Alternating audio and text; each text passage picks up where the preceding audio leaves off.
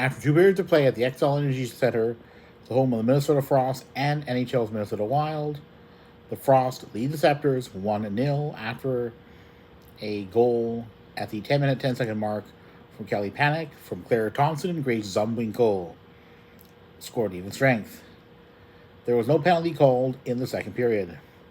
Shots on goal in the period were 14-11 in favor of the Minnesota Frost, and with neither team having scored on its own one and only power play, 0-for-1 on the power play, it's not looking good for the Ottawa Charge. And it may very well be, if the Ottawa Charge end up losing, the challenge will be how to find more of those game breakers. So in the postseason, more of those players on the roster will score goals when they need to the most. It's important to note that in this series, I'm just going to go back to a schedule of games here. It's been a struggle.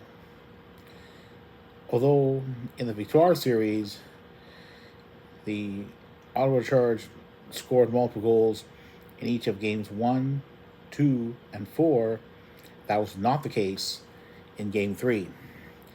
And in the World Cup final, the Charge have scored multiple goals in just one game, the very first one. And they only scored one goal in game 2, one goal in game 3, and have yet to score in game 4. Time's running out, but really hope that a Canadian World Cup finalist will be crowned. If that does happen, though, it will come on Wednesday Eastern Daylight Time. But before that happens, there's one period of hockey left to play in regulation in Game 4. How that goes may very well be a difference between the Ottawa Charge having a chance of extending that series to a 5th game, or losing the World Cup final. Go Charge, go.